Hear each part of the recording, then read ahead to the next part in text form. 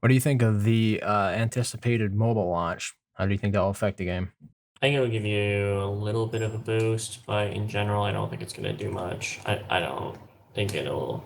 I hope it does something, but I think Firefly is diluting their position way too quick. If they don't, I think the only reason they survive is if they close down worlds. Yeah, I don't know if you've heard, but Lord Electricity actually mentioned something to that effect. They're thinking for the next age in UK World 5, it will be the end age, sort of. There will be an end game for it.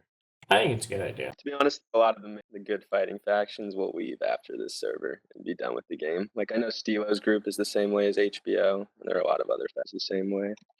So these are long-term factions. Yeah. No, well, you get the way the majority of these factions work is you've got your core players, and then they drag back players. Like Vengeance actually drug me back, and Logtrees drug me back. So you get your core players that form up the group, and then sucker the other players into coming and playing. Yeah, so you've been around for a few years now, so Firefly really shouldn't underestimate the impact a lot of these older factions and players have. I would say we're probably the bread and butter on what people are spending a lot of money on the game, too much money. Well, as such an influencer, what would you suggest Firefly, the direction they take to keep such players as yourself around? Slow the game down. I would open a couple of worlds that were a little smaller in size, and I would ban anything higher than a ×3 card. It's too easy to the thing I don't like, and the reason why I'm quitting is not necessarily the money, but it's the continual commitment. I can't sleep. I can't go out on a nice date or anything without worrying about, are my villages ID'd?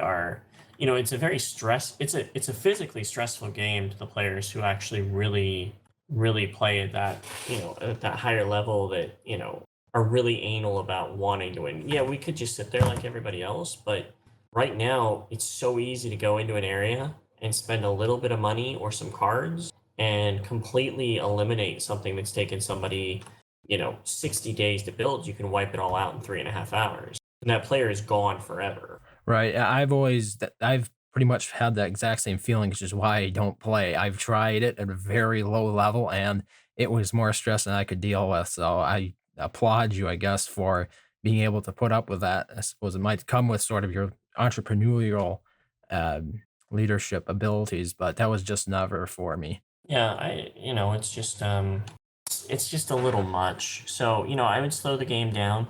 I would shrink the map size a little bit so you could populate it a little easier. And God, you can't really eliminate or lower the cards, because that's where they're generating their income. But maybe make the castles a little stronger, and there you go. Weaken the captain tactic. Okay, so I was going to say though, what about making it faster in the sense where you would be able to build up villages faster? Because 30 days to just really get a base village going, unless you card, is pretty protracted, in my opinion. I'll make it like the Dom or times 4. Yeah, that would do it. Or another increase would be for the non-carders. Instead of 5 peasants one time, maybe 10. I still think you need to close down certain. Well, yeah, you need to close the servers probably after age 2. You just have too many people out across servers, and it's just, you need to really downgrade to like a couple servers and just that. Like, yeah, because when we're just about to get into a serious war with 19, and okay, here's the big swing in the storyline. 15 comes back into the fold, guns blazing. Oh wait, never mind, we're not coming because fucking the 2 weeks have passed and nobody's playing because they're all on the other server, or it's just the way they open the maps and the size of the maps. It's just like even this world was kind of it seemed like it was underpopulated for what it should be. no EU1. It was no EU1. Yeah. If I go back to UK1, I'm still impressed at how many villages you'll see on the map compared to any of these newer worlds that tend to open. It's just so scarce. And I made this point on the forum that it's better to have a world that you can't fit everybody in. So it sort of creates a scarcity than one that is really, really big, like they tend to do, and then it never gets filled up. I don't agree with that philosophy. They would make more money that way too. It drives competition when you have that many people on a map. And shrink the house size of the factions. Maybe increase the amount of houses there are. But I'd shrink it down to 6 factions per house and 20 members per faction, and maybe 30 to 40 houses, and just hope to God that maybe they don't all just add, because that's the biggest issue. And I don't know if it was like this, early game. I know in World 7 it wasn't when we played. There were a lot of independent houses early on. It stayed that way until they were conquered. It seems like in Euro 1 and Global that on day 10, you've already got these big alliances. Like, instead of having 20 different entities fighting in different parts of the map, Game of Thrones style, you've got literally 4. There's 4 alliances normally, and that's it. But don't you think that might have something to do with the fact that there was more of a history that's being built up over time between these players? So they come from other maps, and like you said, they are the core players. They're driving other players to the map. They come from other maps, and they have these alliances already established, and it's hard to just throw it out all away. This is true. This is true. That's why it'd be nice to almost have a mail system where you can't mail each other unless you're in the faction. Just not allow anybody to actually talk to each other. That would actually be kind of a cool world where you couldn't actually mail anybody. I mean, there'd still be ways to contact each other, but Change your village names. exactly. Morse code with the scouts. It just feels a little contrary to the spirit of an MMO, though, if you're really isolated like that. I mean, how do you recruit new players? Maybe I'm missing out on something here, but that seems to be an obvious oversight of omitting such a system. No, it would be, and you would kind of have to see how it goes. It would depend on how it goes. I think it would be an interesting experiment to do a small world, no mail system, and just see how the ecosystem evolves. He's on Line Octane. Oh, really? That's what Gonzi's just said, but we'll see. Hey, Gonzi. And Gonzi's hasn't come an invite back yet, so Here's the report. I don't know. That's I think not slowing it lying. down or speeding it up. I think either way. Instant research. I'd have to play the damn cards for it. Yeah, that would actually be kind of a cool world. Though. You started the game with all the research is done. Or maybe to get crown prince checks, you have the fancy. Yeah. How about the idea of having downtime, say 8 hours a day, that your villages are all protected, and then they just get rid of ID entirely or make it a lot more expensive to interdict villages? How would you rotate that with world clock? Well, it would be decided by the player. If they decide they want to take the next 8 hours off, they can drop their village in that protection mode. That'd be kind of cool. It's a way so that they can actually recharge. Because what I seem to be hearing here is there is a lot of burnout associated with this game. It's very high intensity. You could double vacay modes. Yeah, that's something true. Because if you take off just that small amount of time every day, that isn't the same thing as actually getting a good 2 weeks off from it. That can really allow you to recharge 2 weeks. Well, and if you gave people, another month per year that they could sit under protection, basically, and gather resources, I think you would see these wars not necessarily go longer. It's just you would have fiercer wars more often. When it comes to feedback, how do you feel about the way Firefly currently deals with that? Because I know you're some of the top players. I think you are what Firefly desires most in a player, somebody who actually motivates other players to go out there and fight, as well as actually contributing to the maintenance of the game. Kind of feel like cattle at this point with Firefly. I don't like, and sounds kind of funny, but I got a, 24-hour ban? Okay, I got a 24-hour ban because they said that I purchased an account, and they had no proof whatsoever, like 100% no proof, no linked accounts, no linked IP addresses, no linked back addresses, just some players' words, and then somebody offering to sell me that account in the game. Even if I think sometimes they ban players, and that pisses them off. And I think that, like, I'll mail Firefly sometimes. Like, if I go to Canada or I go to Vegas, like if I'm leaving Washington, I mail Firefly. Like, I send them in a ticket and I said, hey, look, I'm going to be going from here to here. I'm going to here. My IP address is going to change. Don't ban me. And, I have gotten banned before because of the I can't remember what they called it, the geolocation, the geo band. It's like a 24-hour band. And I know a lot of other people. I know, what I normally tell my players is if you got banned, there's a really good reason why. And I think for 90% of the people, that's true. At the same time, if Firefly weren't quite so much assholes about it, it wouldn't be a bad thing. And I think they should have like a TS day where they hop onto a TeamSpeak and people can come and engage them, in one of their controlled TeamSpeak. They can come and engage them and be like, okay, well, what do you think about attacking? How should we tweak this? Should we add another unit?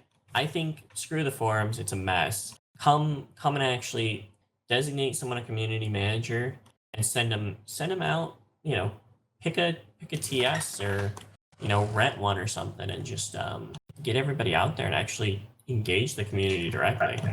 And 90% of the people that matter on this game use TeamSpeak, so.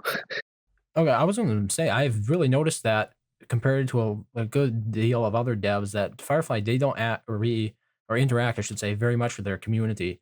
And I think they could definitely do a better job of that. For example, I like Klee Games, and one of the things that they do very well is they're constantly pitching their ideas back and forth with their fan base in the forums. And now, like you said, it could be on TeamSpeak, but there is a real sense that Firefly really just doesn't care about what the players think about their worlds, I think.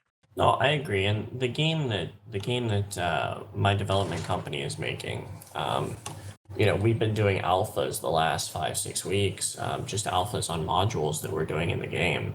And when we're doing it, there's 2 or 3 of the devs, a couple of the owners of the company, a couple of the guys from the art department. We get like 6-7 guys on there. And we invite a bunch of people, and if there's someone who's being obnoxious, you just ban them from TeamSpeak for an hour. But which you're gonna get with Firefly, you'll have people that are being annoying, or you just set the ground rules and stick to them. But I think if Firefly got out there and actually engaged their player base, I think it would be good for them, short term and long term, because they can't ride Stronghold Kingdoms constantly, and I don't think their last Stronghold separate game actually financially did very well. I was gonna say in a way, it seems that Firefly hasn't really kept up with the times. They were a company that was born in maybe 1998 when they first started making the original Stronghold, and I think a lot of that old thought is still in the leadership because I think Darren Thompson and Eric, they're still a part of the team. So there isn't the social media rise. They're not a part of that. They don't have that same thought process that a lot of people that grew up or became successful during that period did. And that is really the key these days, is gaining that exposure from social media to your game. Mm-hmm. Now, they were, and you may not know this, but I mean, one of the things that drew me to Stronghold when I was originally kind of looking at it was it reminded me of Lords of the Realm. And I actually think that there is an actual tie, right? The people who were involved in Stronghold actually worked on Lords of the Realm. Yes, a couple of them did, I believe. Okay, that idea, take that game, that exact game almost, and remake it and add some of those elements maybe into Stronghold Kingdoms where, you've got a little bit more control over how, instead of just plopping buildings down, it's more about shifting population between buildings that are already created. Just a few more things that would make the game a little less tedious, but you would still get the same effects from. Maybe add macemen back in, maybe add crossbowmen, add a couple more units. Some of that I think, wouldn't be a bad thing. Having an actual diplomacy system in game, as cheeky as that is, I think players would really get a kick out of that. Oh yeah, I hear you. I've often thought of how the diplomacy system works in Civilization 4, is a game that I played a lot as I was younger, and they actually draw the lines between different nations so you can see what their relationship is, and you get this whole network of lines. You can see what everybody is doing with the other nations. Mm-hmm. Yeah, trebuchet. It would be nice if I could say go to House 10 and say, hey, look, let's create an agreement in the diplomacy template. And they're like, all right, Star, what do you want to do? I'd be like, all right, well, let's do an alliance. All right, how long do you want to set the alliance for? Let's just have an alliance, and no. We want it in writing, Star. We want it in writing. All right. So I have to decide, 60-day alliance and sign on the dotted line. And that right there, if I choose to make that kind of agreement, that you can actually force agreements on houses. They don't have to do it. You could just sign an alliance without a forced timetable or something like that. But to have the option to actually force people to sign real agreements, I think would be kind of a cool little RPG, like an honor system almost. where they have to make a commitment to it. The difficult thing though is you have to prevent people from moving in and out of houses then so they can't violate that agreement. Just attack that player's account so that for the next 60 days, no matter where they go, they cannot attack House A or House B based on that agreement. Sounds pretty solid.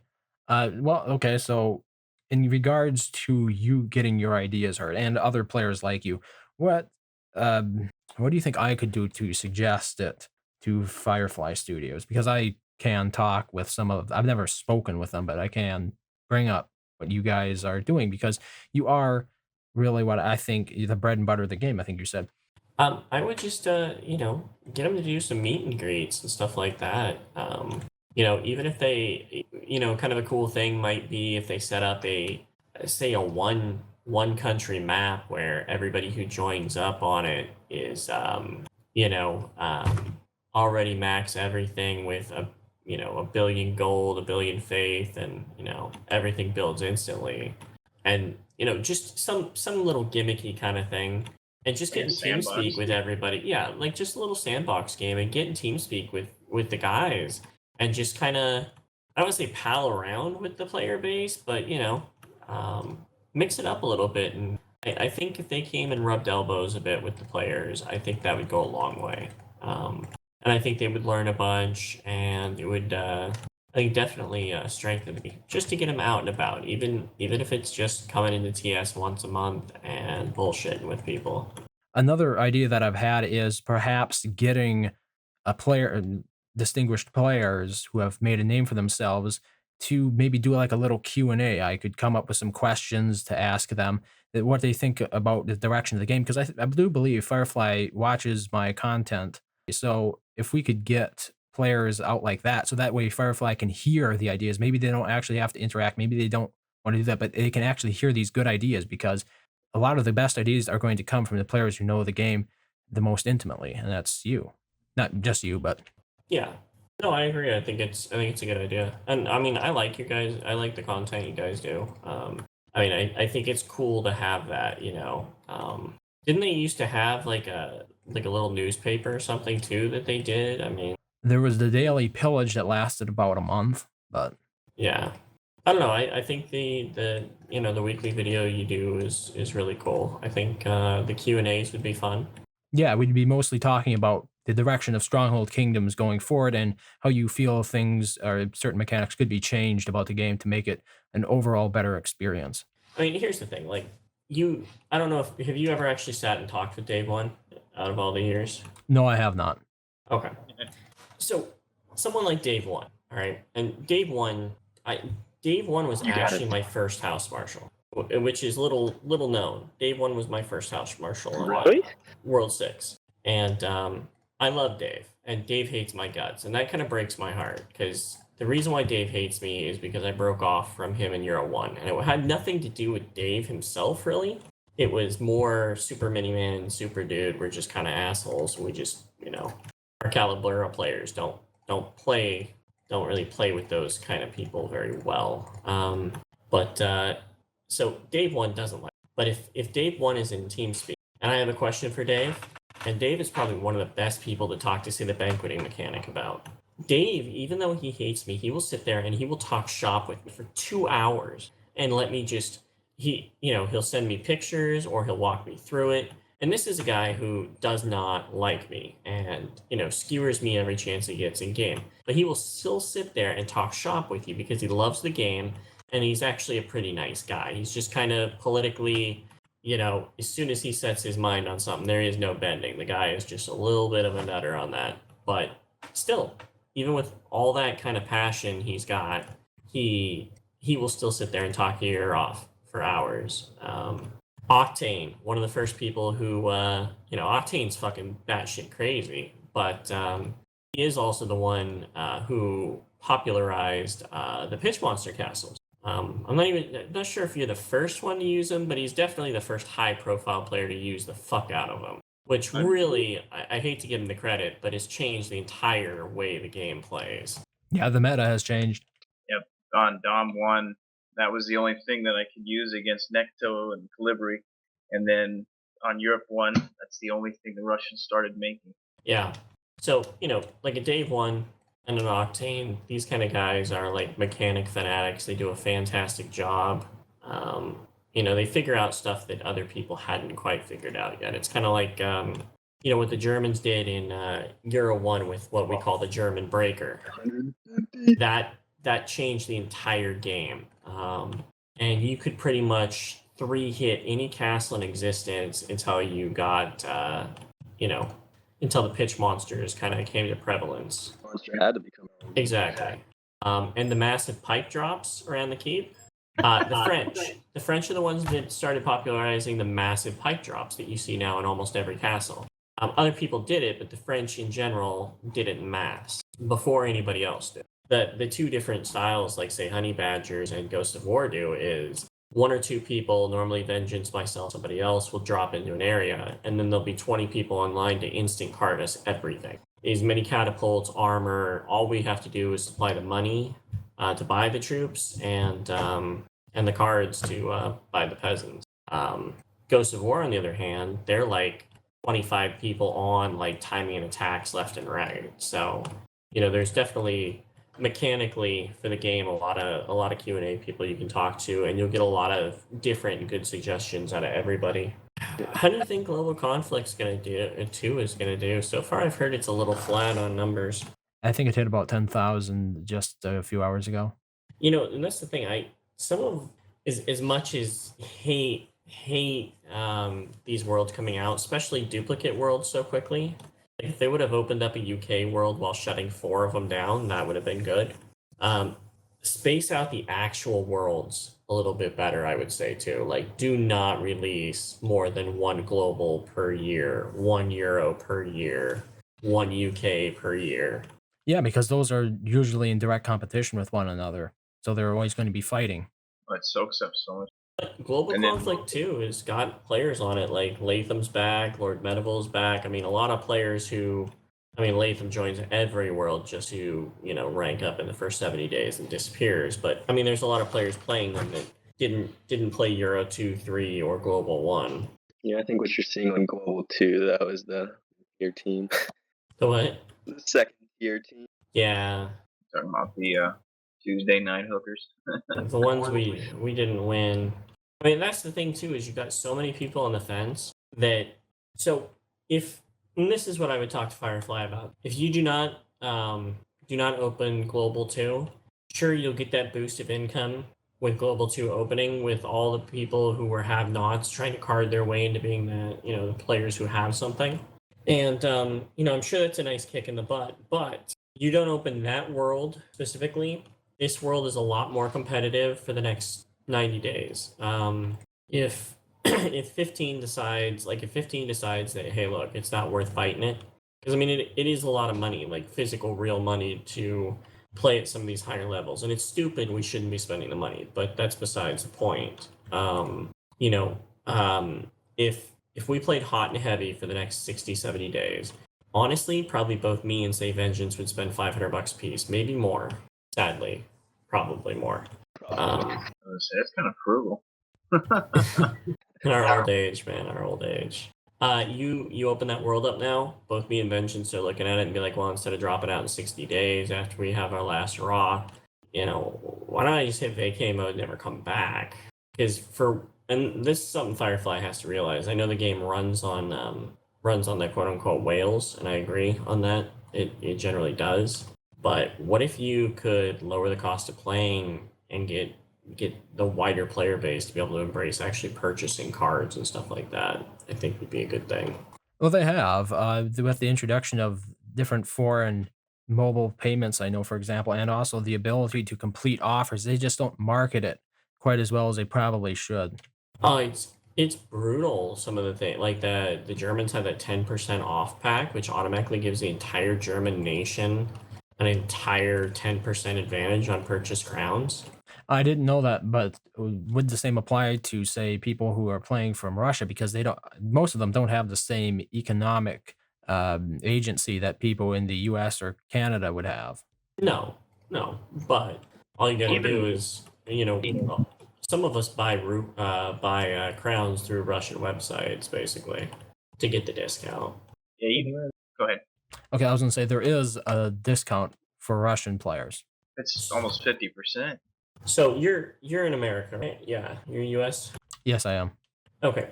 So if I'm buying a $40 pack, basically what we did is we had a couple players from Germany buy up a whole bunch of these. And I don't know what they were, but they were some kind of Stronghold disc, like an actual CD case. And they came with a 10% lifetime discount on crowns for Stronghold Kingdom. So we found this out and we started, bonus. And so we started buying these things up and selling them to our own players.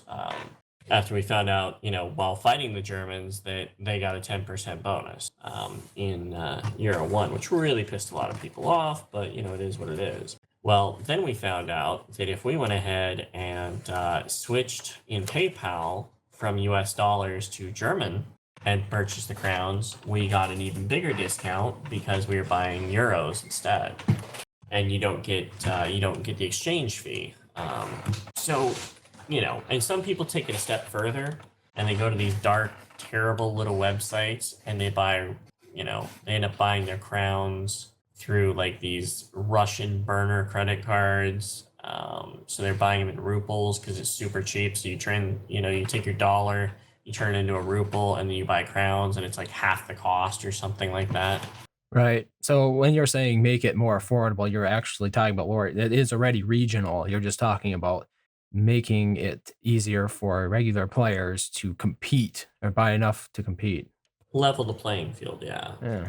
Like instead of having like 100 players on a world who spend really, really heavy, what if you had 6,000 or 10,000 players who spent really light and they were all able to compete?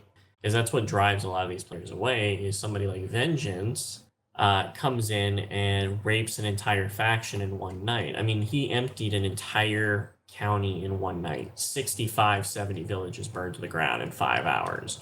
Some of those players never ever came back because it was too hard. You speed up the build time on those castles, like you said. You lower the cost of crowns a smidgen, and maybe slow down the game so old Vengeance can't raise out 65 cities in a night. And I think you make faction things more resilient. Yeah, it also would sort of stabilize the economic model for the game because if you have greater income diversity, the changes that can take place, there's less volatility in that income stream.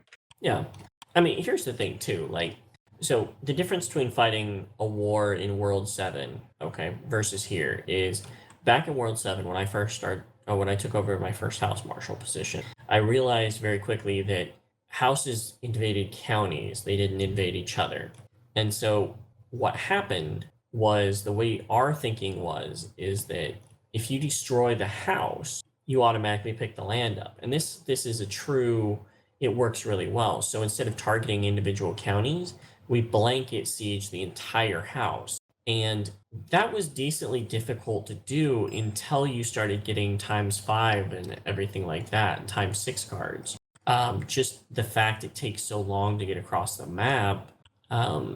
I think if it was slower to move across the map in certain ways, I think you wouldn't be able to hop in the middle of a county. Or maybe, I mean, this is an interesting change to a game mechanic that I think would really make a difference. What if you could only invade a county you were bordering, either in a certain way? Like you can't lock them down, so you can only attack your neighbor. But what if there were ports, so between the United States and Europe, and you could only invade in several areas, and to move on to another county after you get onto that continent from that port area, you have to actually take that county before you're allowed to move it. So you would have to flip that county to your color before you could continue on to another county.